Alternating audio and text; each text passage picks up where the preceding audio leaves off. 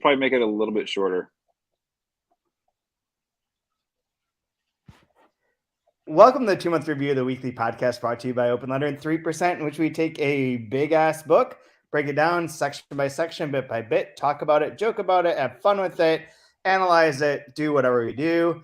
This season is The Remembered Part by Rodrigo Frazan, which hopefully everyone, even if you're not watching in here, which is the sound of me slapping this giant beast of a book, written by Rodrigo Frazan. It is the third part of the Part trilogy. The other two, the Invented Part and Dream Part, are in earlier seasons. I am Chad Post from Open Letter Books, joined as always by Brian Wood, author of Joy Time Kill Box.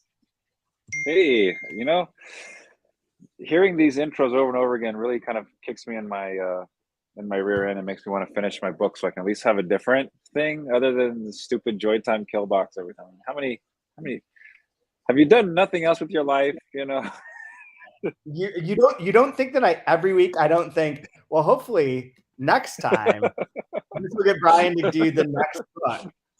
So I can use a new title. Yeah.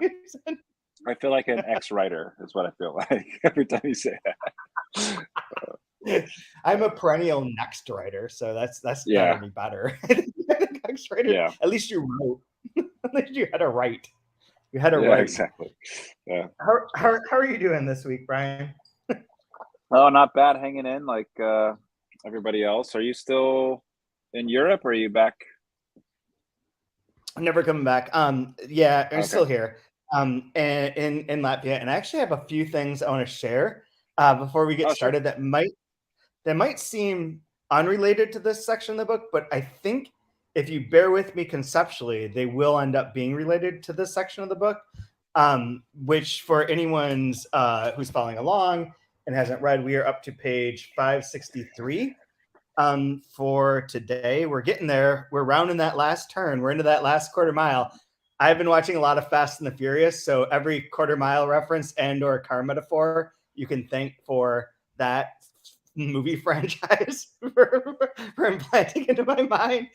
But I just have to say, along those lines, I'm totally ride or die for Frazan.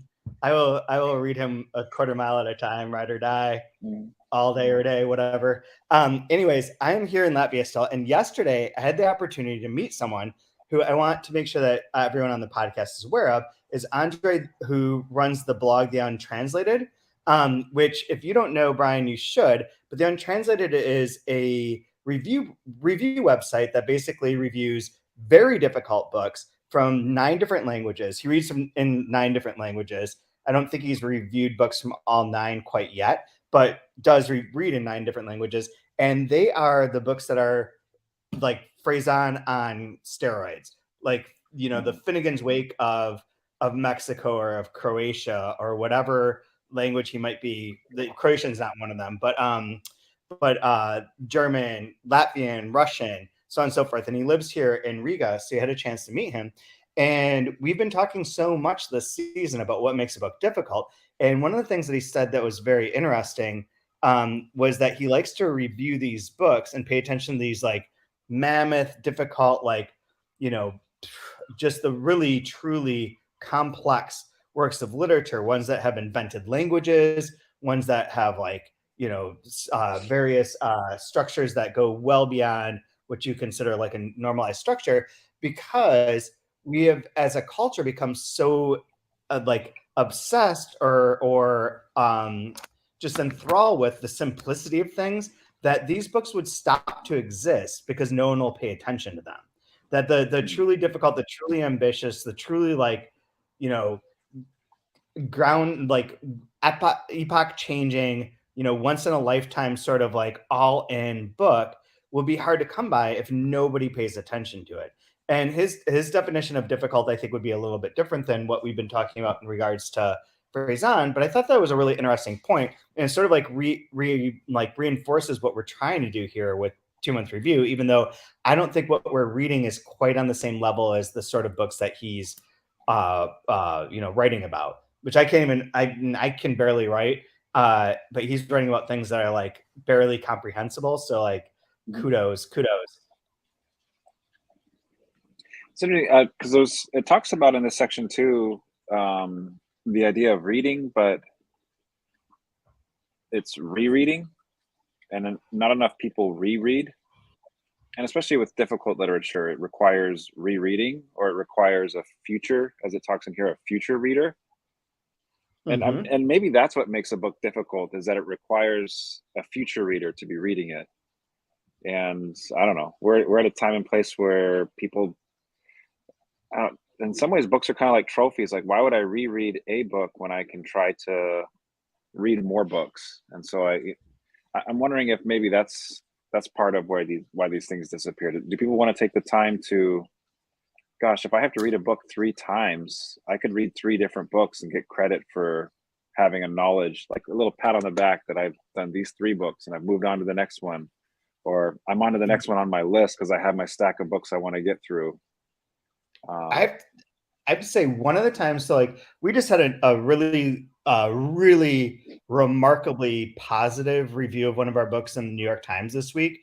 The book being Not Even the Dead by Juan Gomez Barcena, translated by our mutual friend Katie Whittemore.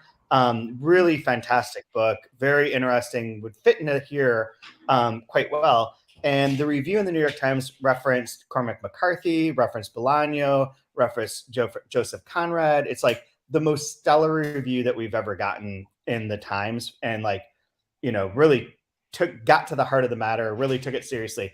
But so I feel bad sort of saying this, but one of the New York Times reviews, that one of the first ones we ever got for Open Letter Book, was for the 3rd book in a trilogy by Jan Sjarstad, a Norwegian writer. And the book was called The Discoverer. And the 3 books in the series, The Seducer, The Conqueror, and The Discoverer, are each set up with their own sort of format or their own structure. So one of them is like a fugue. The next one's like I think the next one's like a spiral, and the third one's like a mosaic. I forget how it goes exactly. But the beginning of the review in the New York Times was basically, it was for the 3rd volume, and it was like, fuck this assignment, because I don't want to read 1,200 pages to read these 600 pages to write this review. So basically, like, fuck this book was the entirety of the review. And it's like that lazy, and that sort of like, I won't read or reread or do anything to contextualize this art, because it's a burden to me. I need to check more boxes off on my, like, no one's gonna be at the water cooler talking about this. I got 19 Mad Men to binge watch right now instead of actually taking art seriously. But so what you're saying, totally true. I did, for anyone who's watching this or who views it on YouTube, if you listen to the podcast, I'll make sure to send the show notes, but I included a link to the Untranslated website and to the Patreon to help support him to continue doing these endeavors. For example, one of the things that he did that I think is really remarkable, that I want to just bring more attention to, is that there's an author, Fernando Del Paso, who's published by Del Key Archive. We're going to be redoing some of his books in the not too distant future. And he's a really experimental, strange Mexican writer. Always he was mentally, challenged in various ways, schizophrenically, seemingly, at various points in his life. But he wrote a book called Jose Trigo that Andre just led a reading group of. And Jose Trigo, every 3rd, 4th word is essentially an invented word in Mexican Spanish. And so he created a glossary that's like 300 and some pages long, trying to understand and explain all these inexplicably difficult words, which is just something he did for this book club. Took months and months and months, hours and hours and hours, and made that reading possible. And that's the sort of thing that I think is really valuable, and that we should be supporting as a culture and supporting as people who are interested in this kind of literature. Well, except there is a quote. There's a quote in this section that does say, "I don't have time to read books outside of my country." So. Speaking of country, there are so many gems in this section. This section is loaded. Because if you're assuming you're listening to this, you're a nerd about reading. You're probably a nerd about writing, and this is just a nerd out. This section is a complete, absolute deep dive, and just writers on writers on writers on readers, on meeting other writers, and then having to deal with readers. That's great. Sorry. Speaking of confirmations. And I think one of the other things that the section goes back to that sort of circles back to one of our earlier conversations is about how is the relationship with autofiction again, and with stories that were told and that are being retold. And to that end, I want to do one other segue from Andre and just tell you, like, this is a setup for a joke, but it does fit into this book, is that Andre also was saying, we were talking about being in Riga, and I was like, for a while it was pretty difficult because like I do love it now. I love Latvia. I think it's wonderful. I think it's great to be here. I think that everything's great. But like it is difficult because there's like a real wall. Like you Kaya, I know Kaya. There's like a lack of facial expressions in most interactions in normal life. And that is the commonality here. And so I was telling him like it's really hard for me to like, not have interactions. And he's like, oh, the thing is like he's like there's two things. One is that if you say hi to someone at one point during the day, you never say hi to them again. So you can see them at the beginning of the day, you're like hello, and then see them 10 hours later, do not acknowledge that you have not seen them for 10 hours. It is, you just go on with your day. And the other thing is that if you make eye contact and smile, it can be seen as aggressive, because smiling just for pleasantry or for like that sort of normal secondary affirmation, that's not a normal part of life here. It is just that you laugh if things are funny, but you don't look at someone and say like, so I've been going around like assaulting everyone in this town like nonstop. So after I saw him, I was walking home and I saw a sign, and it turns out that Riga FC, the football club, Riga FC, there's a bunch of football clubs in Riga, but Riga FC is a relatively new one from 2014, and they won their league or came in second last year. So they are playing in the Europa Conference League qualifying rounds to make the Europa Conference League, which for anyone who doesn't follow soccer, the big leagues have like a European competition for all of Europe called the Champions League. If you're good, if you're like, a good team from Spain or England or wherever, you get to play in that. And then if you're like Tottenham or someone else who sucks like Liverpool, you play in like the Europa League, which is like second rate.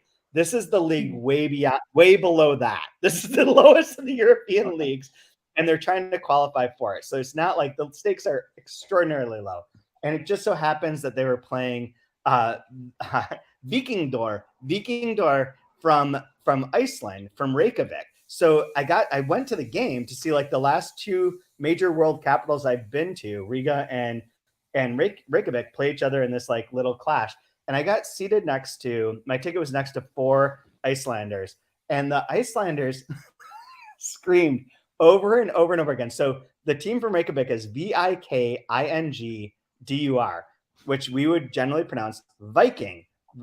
They're Vikings, right? Vikings from Iceland. They screamed at the top of their lungs for 2 hours straight, Vikingdor, go Vikingdor. I could not stop laughing. Like, you sound like a hidden person gnome. Like, what are you doing? Like, that is the least intimidating yell I could ever imagine. Vikingdor. It's more of a war shriek than a war cry, huh?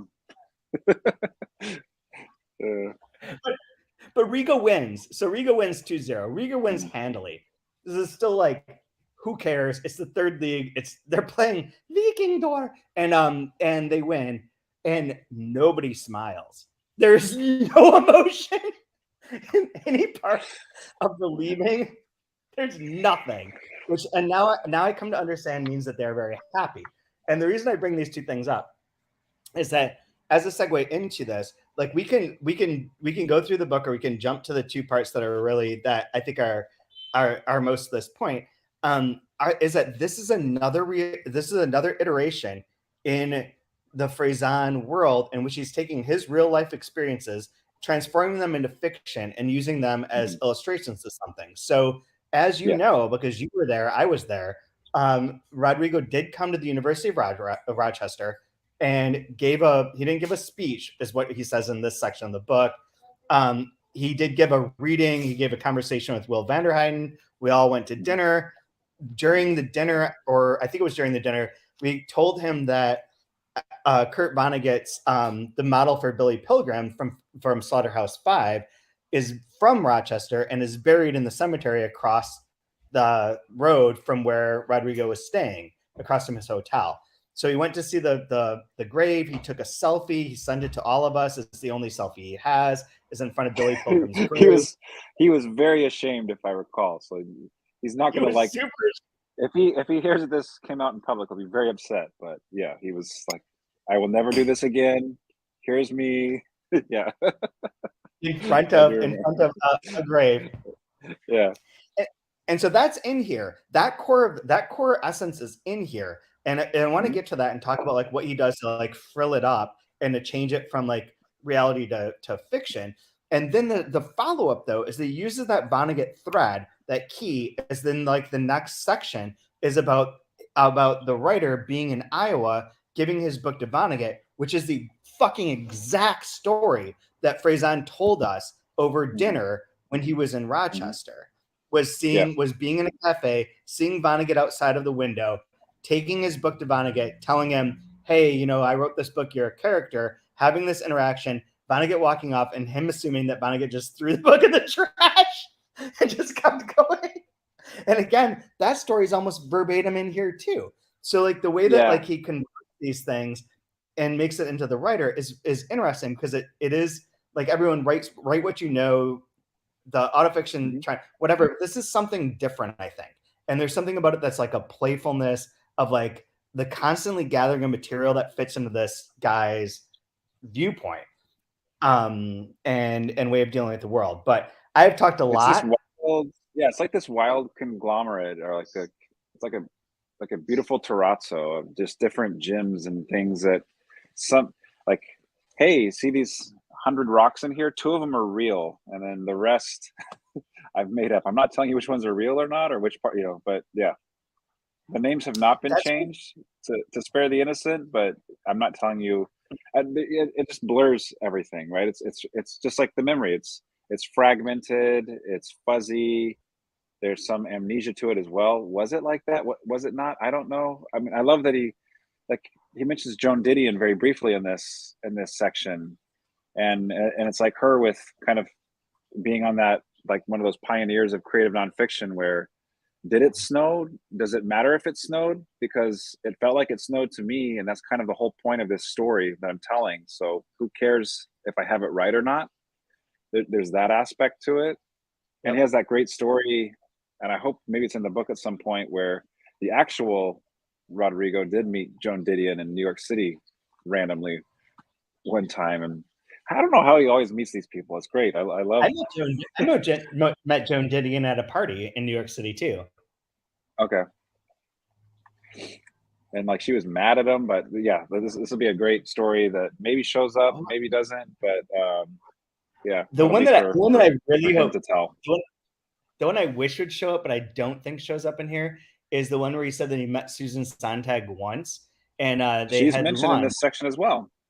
She's mentioned in the section as well, but not this story. But they had lunch, and he sat down, and she's like went on and on about Bolaño, and she stopped talking. He said, "I don't know who you're talking about."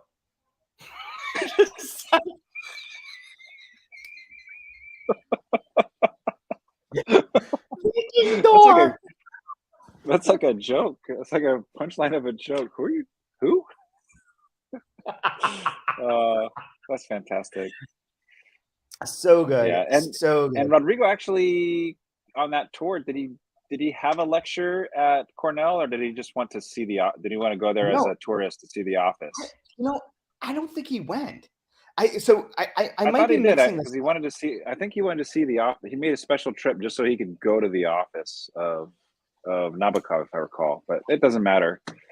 It's possible, but you know who I know did is Mikhail Shishkin, who is another one of our authors that came to Rochester and did do an event in Cornell and did go to the office. And so I'm not sure if, like, I know that Shishkin did, and I feel like you're right that Faison did as well. And then I told him, oh, Shishkin also did this. Which brings up a whole another point that I was going to make, is that in this section, we also have his breakdown of the stories in National Industry. So National Industry being the writer in The Remembered Parts' first novel that was incredibly popular, which happened with Faison as well. He had a first book that was incredibly popular, novel and stories. Everyone loves it. It continues to be like a big deal. And in here, it breaks down those different stories. And every one of those stories is sort of a recursive bit where it's like, we've seen this. It's again the same things that we've seen over and over again. Again, it's made up, but again, it's like the stories I believe probably from that real book. Like everything's like sort of nested. And like we talk a lot about like metafictional elements. And this is one where I want to say like it really is recursive, where it's just like recursive being more of like the looking at the shape of the broccoli and the shape of the broccoli within the broccoli within the broccoli within the broccoli, where it gets the Matryoshka sort of vibe of it, where it just keeps repeating these things backwards and backwards and backwards, almost like trying to find that original bit, the original moment, which in this book is his potential drowning as a child, where he becomes a writer. And that being like the thing that then spurns everything else, and everything's sort of like just a replica of this initial ideas. But I thought that part was great too. Overall, this section was wonderful. And you tell me what parts you like, because I've gone on and on. Sure. I want to kick off a discussion, if you don't mind. There is the part where it talks about having to speak about your work in public and giving public readings, and how it's basically, I don't have the quote in front of me, but it's basically like the perfect tropism for disaster, I think is what a reading basically is. I've attended a lot of readings. I've given a few myself. I know you have done gone to a tremendous amount more readings. What are some disastrous encounters? What are some disastrous moments that you can think of from any of the readings? So the section's around like 497. It says alone / in public. Do you have any that you remember as far as how terrible it is to take something private, like being a writer, and then putting it into the public and having a discourse about it? That part is really bad. The two things I was thinking of is like, one, they were both with the same author, Curtis White. I once scheduled a reading for him on Super Bowl Sunday without realizing it. And nobody came. Okay. That was a good one. He also did a reading in Seattle at Elliott Bay, I believe. And one person showed up, and it was a homeless person who complained that he was talking too loud. Those are extremes. Yeah. So here's this one quote says, and yes, if you think about it, there may be no greater form of humiliation for a writer or any artist than finding himself obliged to explain live and in person, as if defending a terrible crime before a court, what he does and what he did and what he hoped to do in private. I recall when Faison was giving his reading, there was I think it was a writing student, or the young writer or whatever, asked like, how do you write your books? There's this complex structure that's going on, and like kind of like going on and on and on. I don't know, you want to impress somebody, so you try to like formulate your question as really, rather than just say what you want to ask, you use all these 10-cent words and try to sound fancy in literary terms. So he asked this long question, and I think Rodrigo's answer was something like, I open up Microsoft Word, and then I just kind of start writing in there, and I just kind of put some paragraphs together, and then I save it, and I'll come back to it and add to it, and then that's that. Yeah. He gives like I don't want to explain this. I don't want to get into this. I don't. It was like the funniest. It took me everything not to just start laughing. Like, it was such a great answer. I think that everyone involved in a reading sucks on one level or another. This sucks is maybe too harsh a word. Everyone's thing is flawed. So why are people there? Like, why are people attending the reading? and what are they expecting to get out of what do they want to get out of it? And then when they start asking questions, or which quote unquote questions, because 90% of them are never questions, what are they doing? And then for the Well, I reader, know what I'm go ahead. I know what I'm doing there usually is I'll typically try to find a first edition, first printing of their first book. I'm hoping to get it signed by that author so that if, they die in a helicopter crash or something, I can put that win on the Nobel Prize. eBay and I can make a couple of bucks off of it. I probably Yeah. won't sell it, but I like to know that I have it. And they ask me who to make it out to, and I say no one. I don't want this to be personally. I just want your signature. Don't, because I'm going to sell this later. So I had an author. So I met with an author a couple months ago in New York, who's very famous. His name is Nicholas Delbanco, and he helped found the University of Michigan. He helped make the University of Michigan writing program huge. He founded Bennington's writing program. He was the professor for Bret Easton Ellis and Donna Tartt and Jonathan Lethem, and he's like a big deal in those regards. For sure. He's also one of the men referenced in Carly Simon's "You're So Vain." He's like a figure, and he gave me. We're doing a collection of his stories that includes 2 earlier books and a new book. And so he had the 2 earlier books with him. And he's like, He's like, I'm going to sign these for you. Is it okay if I put your name in it? And I had that moment where it's like, you're asking me as if like you assume I'm going to sell them, like, or something. But I was like, no, of course. Like, actually, I'm not going to sell them. I'd rather like have a personal note. So he wrote like a long personal note about our correspondence. It was wonderful. But like, yeah, there's that angle. Like, I get that. Like, and the person who's reading, they're presumably trying to sell their books, but like, really? Because like generally you have like what unless you're reading to an auditorium, unless you've already made it on a level in which individual reading book sales will not matter. Like you are at the level where you are commanding, $10,000 speaker fees and 500 people are showing up to your event who all already know your work or have your work or both. You're reading to like a group of a small group of people and hoping that they buy your book. You're hoping to sell 10 books. I know. You're hoping to sell 10 books is what you're doing. Yeah.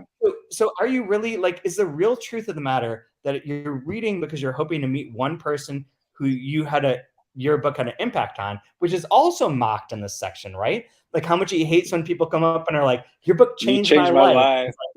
Like, probably for the worst. Suck it. All right. So I have 2 disasters. One is the big one that you're talking about. When I was in my MFA, we have a reading series. It's done by a wealthy lady that donates all the money for it. And the keynote for that season was E.L. Doctorow.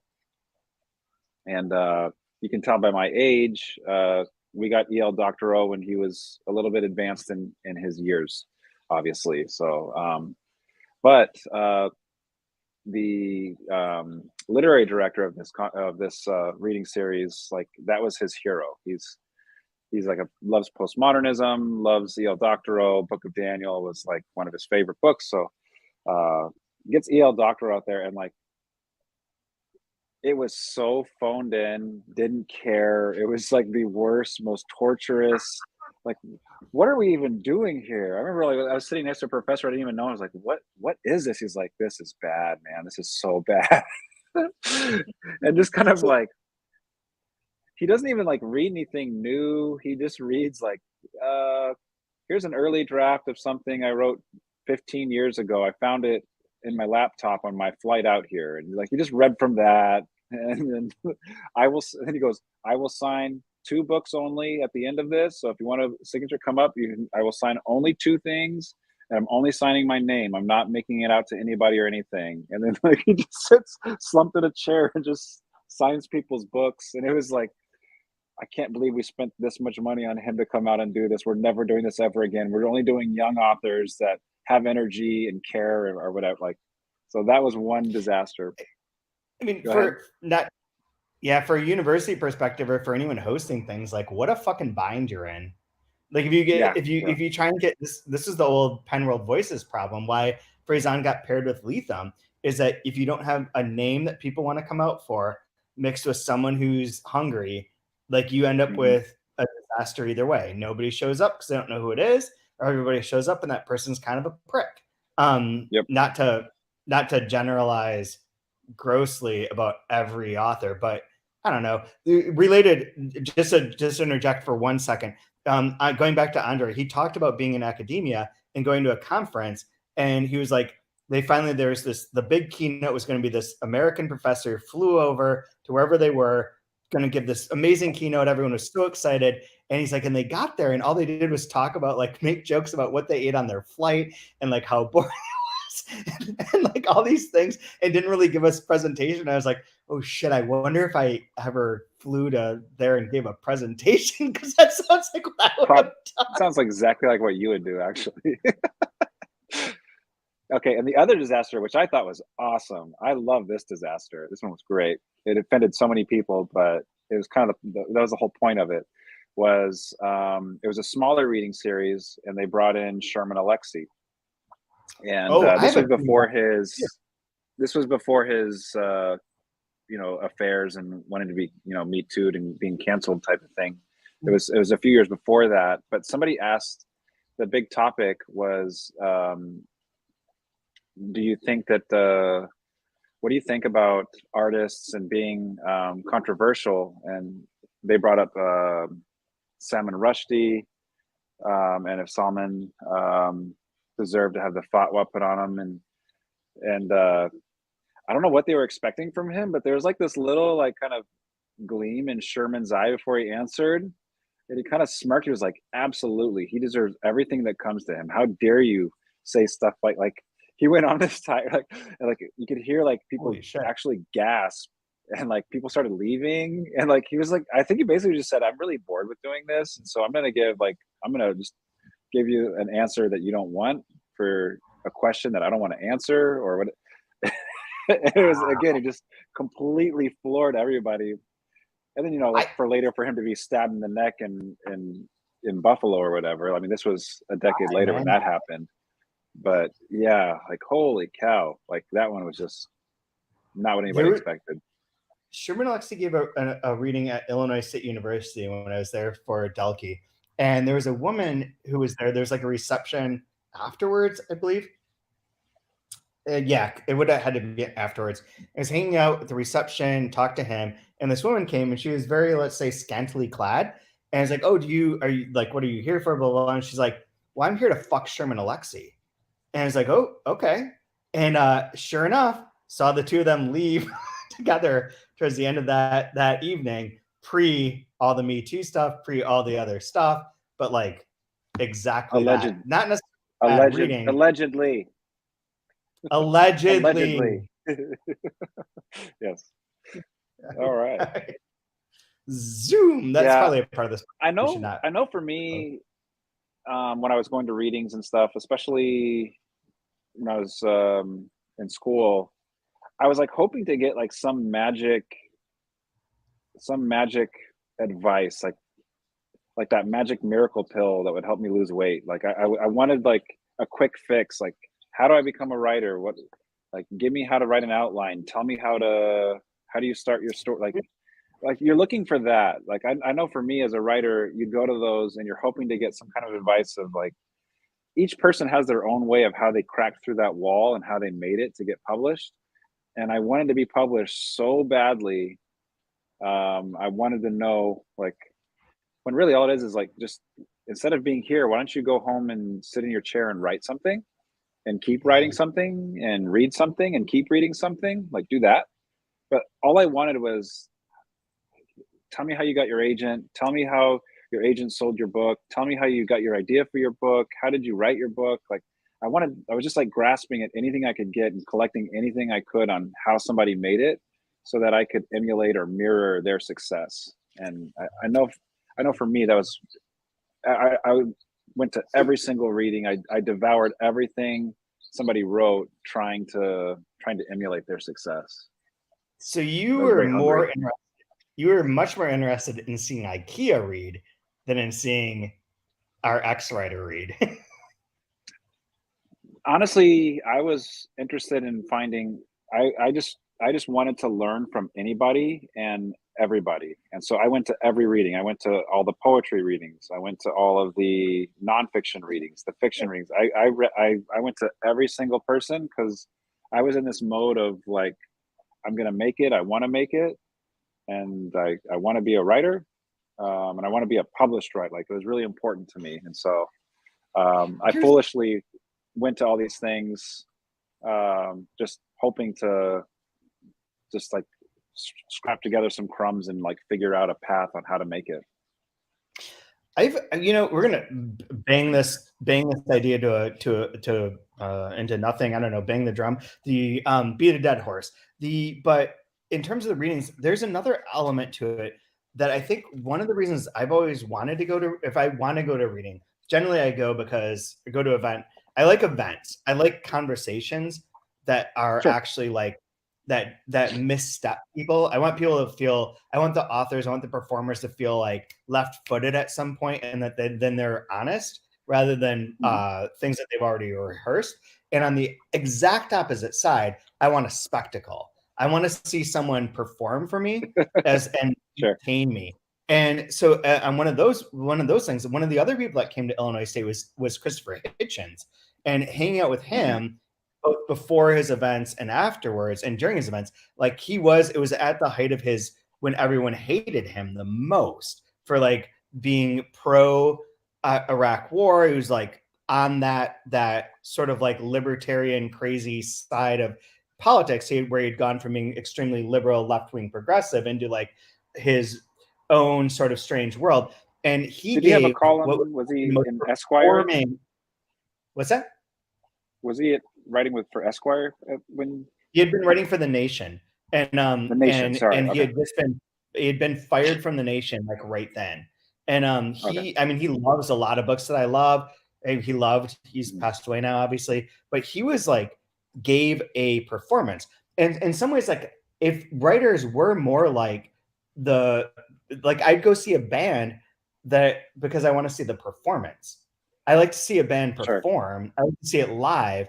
And there's something dynamic and interesting about that I don't think readings ever really naturally capture. And instead, there's like this fraught entanglement between audience and performer that's very different in the world of music and very different in the world of like comedy, which are the two ones that come to mind as kind of parallel. Say something, stand for something, and be unapologetic about it. And do your thing. Do your fucking thing. Which you don't have that much anymore. Like a feminist, like when we were reading Versioning, right? Like I would want to go to one of her readings, and I'd want to hear how she answers questions, right? It's the same way like with like Camille Paglia, like within feminism with like Camille Paglia, where she's like kind of not very popular because she says things that people don't like. How dare you try to change pronouns? Who do you think you are? Like, whoa, you're not supposed to say that. That's not in line with, right? Like that kind of stuff. It's very it kind of makes your hair stand up, and that's you're going to pay attention to that. And it doesn't have to be perform. Yeah, I think it's why. Like I finished reading Catherine Lacey's biography of X, which is about. If you don't know this book, Brian, it's pretty interesting. I mean, I don't want to be disparaging of it, but I also don't want to say that it's a great, amazing book because I think it's like pretty middle. But it's an interesting book in which a woman has been married to this character who's essentially like a performance artist who goes through a variety of different like names, like looks, styles, and is very Kathy Acker's a character in it. Bowie's a character in it. It's very much that sort of vibe. And the telling of that and the reliance upon performance rather than art. Like the art itself is bullshit, but the performance of it is what's interesting. Is one of the messages of the book. I think that's I think that's different than what Freysan's talking about in here, but I think that's maybe more of where my appeal is. Anyways, we should get back onto the book to some degree. Well, we'll finish we'll finish this with this here on page 501.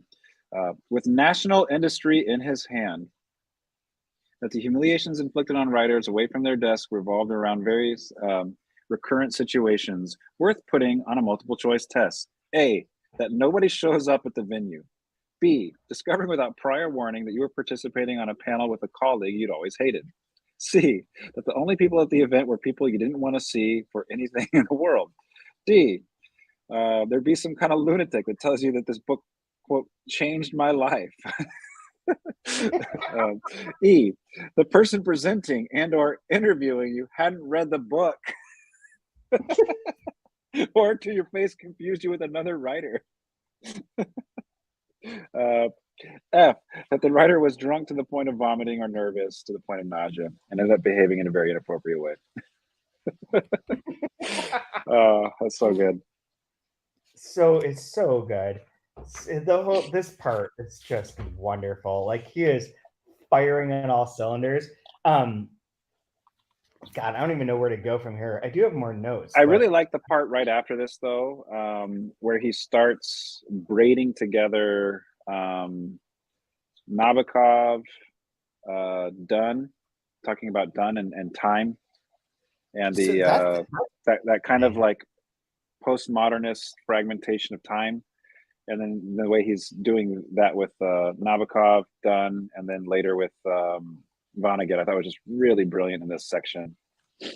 And like the time thing, we talked about this for a second before we got started, and I forget exactly what it was you said, but with the time thing, I think is really interesting because these books operate outside of time. Like if you want to create a time, and you can create a plot line, I suppose, but essentially this could be this entire trilogy could be the moment, all within the mind of the writer, at the moment where he's burning Ardor in the desert in Mexico, remembering everything else, like a snow globe situation, where I mean, it's not. It could be like in some ways, but like it is because it's memory, and because memory is fallible, and because memory is absolute in terms of like reconstructing and allowing you to tell a narrative through your memory that are false, that designed to create a structure.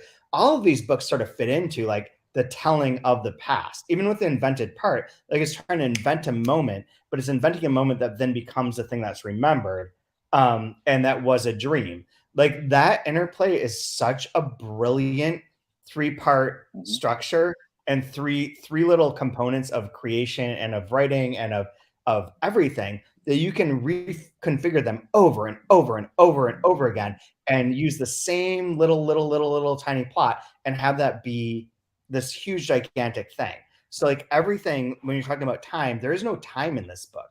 The time doesn't matter. Time doesn't progress. Yeah. It's like different remember moments of past times, future potential times, imagined times, written times. There's no time here whatsoever. And so it does have that kind of Vonnegut aspect to it, of the living all moments at once, which reminds me of Invented Part, with all 7 sections being written simultaneously, and kind of occurring simultaneously. But this also, like, that it is disconnected from like a traditional sense of time, especially within like traditional sense of contemporary literature.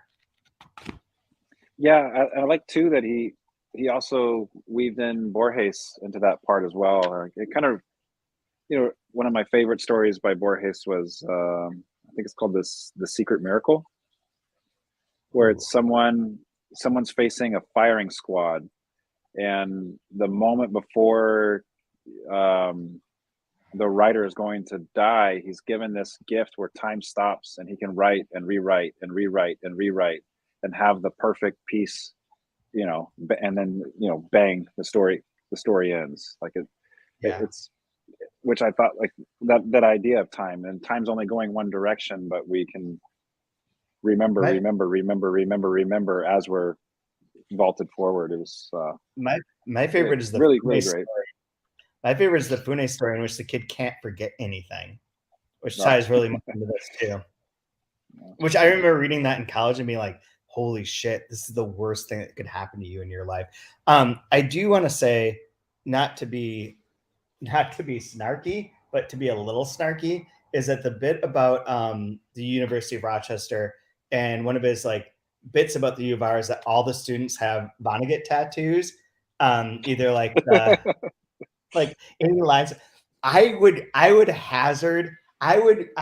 guess that less than 5% of the students in the English department or humanities department as a whole have read Vonnegut at the University of Rochester. So I think if you're talking about irreality and like invention, that's a good one. That one's out there. That's pretty much like Aliens. That reminds me, if we go back to comedy, I forget which comedian it was, but he saw Megan Fox at some event, and she has a large tattoo of Marilyn Monroe on her forearm. Yeah. And his joke was like, "Oh, I've got a tattoo of Joe DiMaggio on my forearm," and she says, "Who?" Yeah, it's like that idea. Like, here's my Kurt Vonnegut tattoo. It's like, oh, that's from Breakfast of Champions. What's that? Wheaties? Yep. What are you talking about? Right? Like, never mind. That's all right. Like, we actually had, by the cool. way, whatever. Before I forget, we had someone write in last week, and I don't want to forget about this as you look through for other things that you want to talk about. But we had someone write in with a few questions for us. I'm going to sort of skip over. The first one is about a specific section, which we will get back to. That's from pages 308 to 312 about the trustworthiness of the plan for the overarching trilogy from the X-Writer. Let's come back to that on a different week because that will recur. There's also a question that was about whether some of the things that are maybe typos or maybe intentional are an indicator of the narrator losing their mind and losing their memory. So, for instance, and I'm pretty sure this is a typo, is that on, I think it's on page 41, the narrator refers to Jules Verne's 2,000 Leagues Under the Sea instead of 20,000 Leagues Under the Sea. And there's a reference to Roberta Sparrow instead of Robert Sparrow. There's like a few errors early on where he's like, is this, is the irony that these are that the narrator is unreliable and that his memory is slipping, which I don't know if that's the answer to that is yes, and you need to put more of them in. Not just be like, oh. But to me, that it screams of a mistake that was made on 100 plus thousand word manuscript. Yeah, and that is there. Okay, but the last two I think are interesting questions, and I'm going to read these in that I think are more pertinent to the moment. I haven't heard you or Gus acknowledge that the narrator is a tiresome asshole. I know he tries to anticipate this by calling himself a and take refuge in the tired and baseless claim that all good art has to be made by bastards. But like most assholes, he seems unaware of a lot of the ways in which he displays his assholery. Don't you find his sense of grievance and snobbery wearing? Yeah, it's true that most people are puzzled or baffled by this type of discursive fiction. So what? That doesn't make them deficient or less than. For someone who's obsessed with the carnival that is his own mind, the narrator seems singularly unable to recognize that other people, non-writers, might also have their own, equally entertaining carnivals in their heads, even and especially carnivals he wouldn't understand. Am I alone in feeling this about him? And it's interesting. I started to reply, and one of the weeks when you couldn't be here, when Kai was on, I had that as a note, is narrator is fucking asshole, was the only note that I wrote down. And you're adding to that. I did. I chatted it. I added a Chad to it. But no, seriously, I was like, man, this guy he is insufferable. Like if you were sitting next to him on a plane and had to hear all this, you'd just be like, come on, get over it. Move along. I've got a work call I have to take, but there's no cell service. The thing about cell phones, actually, and then they go into like a 20,000 word discourse on how the BlackBerry became it's like, what have you not read? You don't have to tell me everything. My ears are stopping. My battery is dead. No, yeah, like seriously, like he is an asshole. But I don't know. I mean, it's sort of endearing that someone can be an asshole. No, I mean, it's very purposefully maximalist. What should we include? Everything? Yeah. And actually I have a little, I mean, thank God there's no footnotes, right? Right. Well, I mean, but it is also in his attitude. Like in the attitude of things, it's sort of it's not that far away. I mean, there's a fine line, I think, between like really wanting like the books that go back to the untranslated books, which are definitely not for everyone. Like not everyone's going to enjoy or appreciate those. And yet people who do deserve to have that experience. And this is an experience of someone who is, and this is where you start to get into like a really gradated area in today's cancel culture, for lack of a better term, where his assholery is interesting to watch because we don't always get to see assholery. And to let that be on the page is kind of nice. Like it's not, it doesn't apologize. It sort of like frames itself as like, yeah, I'm a piece of shit. Like, here's my piece of shitness. And that's what it is. But it's kind of refreshing to actually let that be. In some ways, though, I think it becomes a question of proportion. Because I remember when we were reading Ducks Newburyport, like by about page 500, 600, it's like, okay, like I get it already. The world Spoiler alert. It's a very scary place, and it's dangerous, and it sucks, and like, okay, we're doing it again. And here's another 100 pages. We just did this 100 pages ago. All right, we're doing it again. And like, but maybe that's the point of it, right? Like, because it goes on and on and on and on. But I think he was also the person who wrote these questions also just put in a comment that you're gonna love. I think they're referring less to the even the part of it, but just that simply like his viewpoint is like he would be an asshole, not just tiresome, but would be like someone you're like, what a prick. Like that guy's such a prick. And it would be the same if it was someone who's like someone who, I don't know, went on about how awesome Fast and the Furious movies were and never talked about anything else. You'd be like, that guy's a prick. Maybe that prick deserves to have their prick times. I don't know. So Benjamin Chambers writes in, a fellow student in my MFA program once did a public reading of a story that was a roman cleft about the affairs that one of the professors was having with multiple students. Oh, snap. Okay. That's awesome. You win a prize for that. Yes. So one of the other question, though, that I think is really pertinent and is a good point to leave off with, like the plotting of this section. And then I'm going to drop something in, and then we'll do our last lines or whatever. But he says, also, I haven't heard anyone mention the narrator's references to his impending suicide. What's going on there? It's very difficult to fix the narrator's position and destination in the remembered part, especially since in the early section, he's metaphorically in the desert. Are Mount Karma and Abracadabra metaphorical destinations for his death? Is suicide only a kind of natural conclusion to the living death of a writer who can't write? Or will he stumble off the plane, drunk and bleary, and write the trilogy we're now holding? Also, I want to point out, which I forgot to frame that with, is that Benjamin, who wrote this in, did not read Invented or Dreamed part. Just took the advice of episode 1 and started with this book. That's pretty rad. I like that. So yeah, the suicide thing we have not talked about at all. Like there are numerous references to that, to like the sort of end of it. He's going to end everything. He's going to burn the book in the desert. It's all over. Well, it was mentioned too, in this, what a disaster these public readings are. I mean, it mentioned someone, shooting himself in the face at a reading. So suicide's throughout this book. I mean, it is almost like the death of the author, writ like saying, I mean, writ obviously, writ large, whatever the phrasing is supposed to be there. But yeah, it makes you wonder if it's going to be one of those like why would you metaphorical closing the book, right? Why would you? Yeah, closing the book's another good cliche for that. But why would you keep writing if you can't write and your writing is what you are? then why do you go? What do you do? He's just like a caretaker for his sister's like financial largesse and success.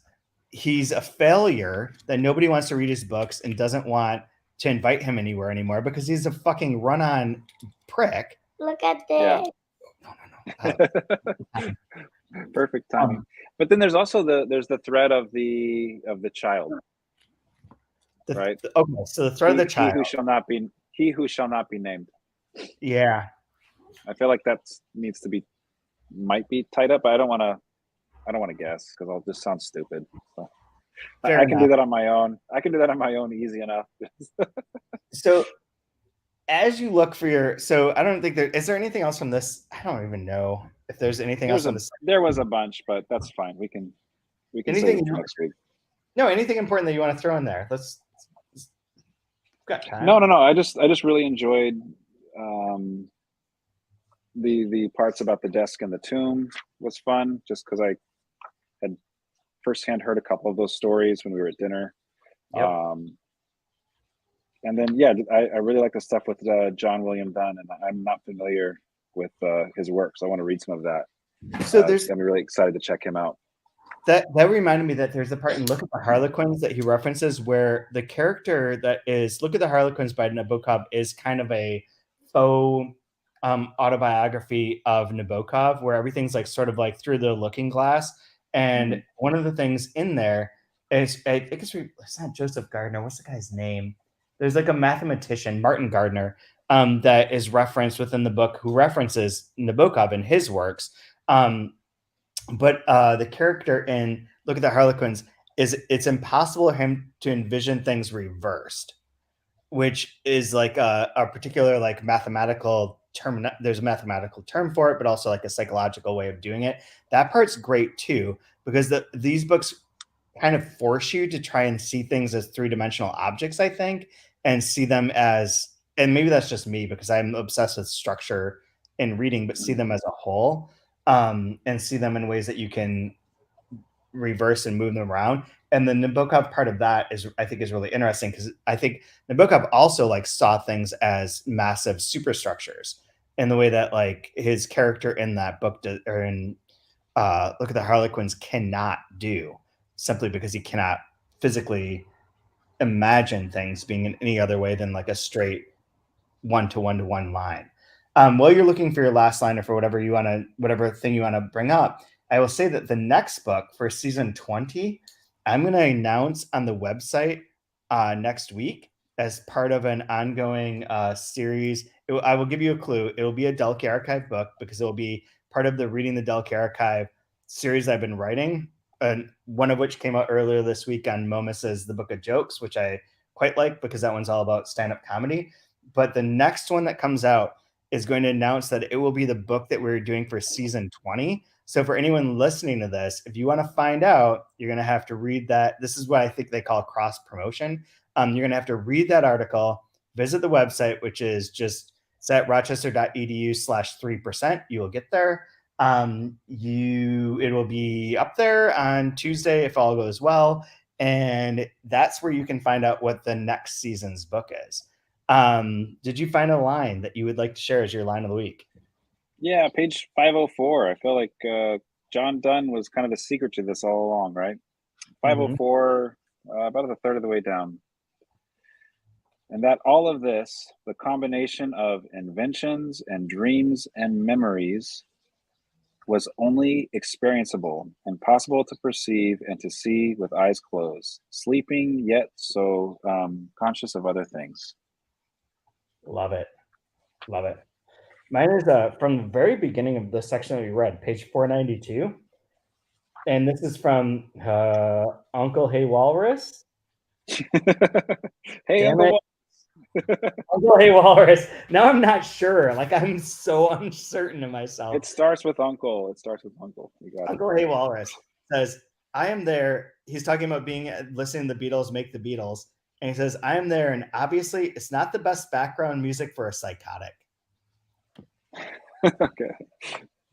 I love that. I love that. And we didn't get to talk about cocaine, which is the other thing I wanted to talk about. Not as like a drug I've ever done, but like simply because it's like one of those that's like legendary for like creative like juice, and that's how it's used in this book a lot. And there's so many good parts about like the writer becoming addicted to cocaine, or not addicted, but using cocaine, and various people not needing cocaine because they already have so many ideas in their head that they don't need that. I think that part's fun. I think this section was wonderful. I meant to look at to how far we go for next week as I was saying that, and I forgot, but you can find it. It'll be linked to in the show notes. It's about 70 pages from where we are, so it's probably like six. I'll bet you it's to page 643 because that's the end of part 2, and that would wrap that section up. But we are into the home stretch with the remembered part with the trilogy as a whole, and we will be back next week for that. In the meantime, you can rate and review us on podcasts, Apple Podcasts, or wherever you get your podcasts. You can follow us on Twitter. I don't think on Instagram, but on Twitter. There's a 2-month review Twitter. There's also Chad W Post. There's also Brian Wood _, which I know you don't use. Again, every time I go to type in a tweet to try and tag you about 2-month review, now the person who shows up, I don't know why, but when I put in BR at BR, the first thing that comes up as a choice is Britney Spears. I'm always tempted to just click on and see what just happens. keep sending it to her. I'm sure. It's always never you, because you don't use Twitter. It never wants me to choose you. It wants me to choose anyone else with a BR. But Britney Spears, I think I'll tag this week just to see what happens. But otherwise, you can follow us there, rate, reviews, tell your friends, do whatever you want to do. Read the Untranslated. Stay safe. Go Vikings. Viking door!